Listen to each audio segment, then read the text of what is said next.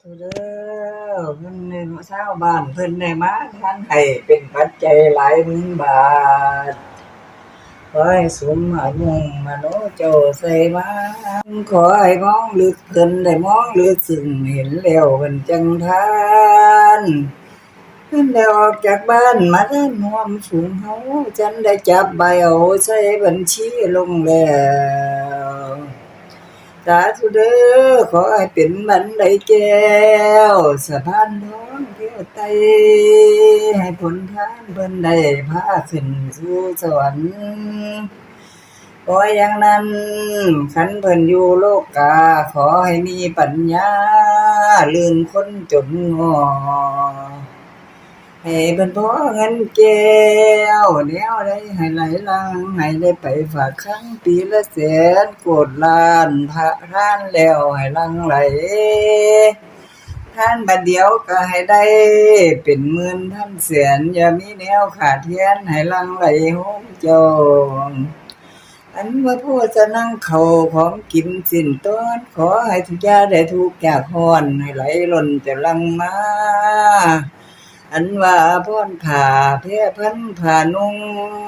ขอให้สมองศรัทธาใหญ่หน่อยสนุกพี่นุ่งทงคิดกุศลประสงค์สั่งท่านสตางค์ให้เป็นบาทขอให้อาจลัดขึ้นเหนือฟ้าสู่นิพพานเอ้ยนี่มันเด้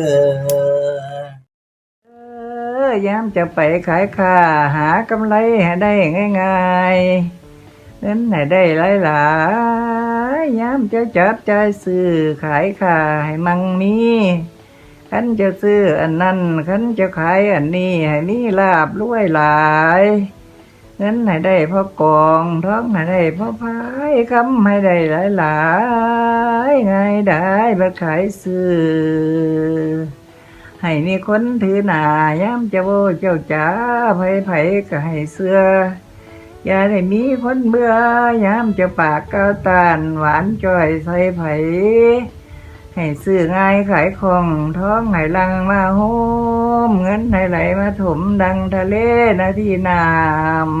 ำยามจะไปขายค้าทั้งไก่ไล่ทินยามจะบินไว้หน้าไปค้าทินไหน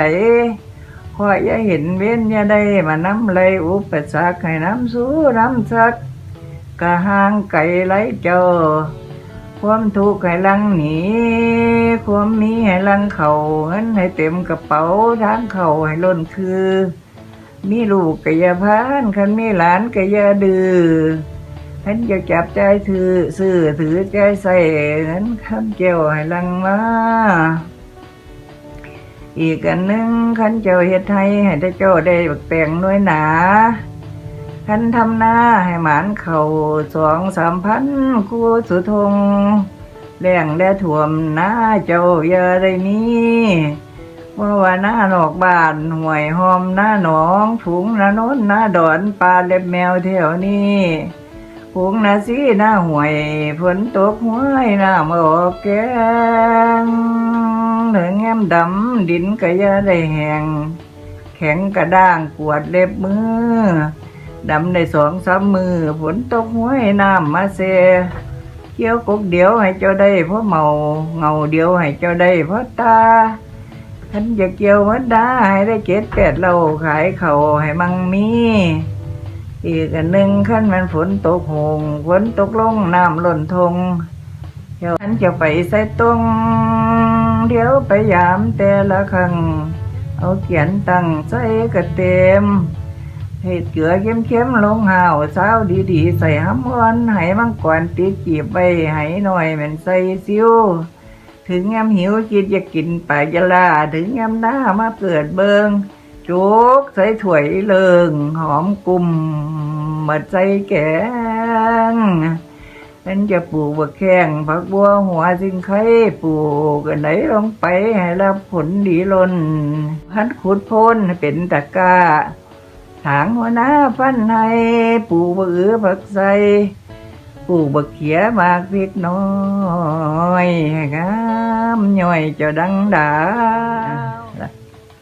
ยกเท่านี้ละลูกหลานเด้อรับเอาพรเด้อยกใส่หัวเอาเด้อ ค่ะคือง่ายขายของเด้อผู้ใดก็ได้ตุ่มให้ตอมกันให้ห่มให้ฮักให้ฮอกันเด้อลูกเต้าเอ้ยแม่ตะเฒ่าคักแล้วล่ะมีเท่านี้ล่ะแนวให้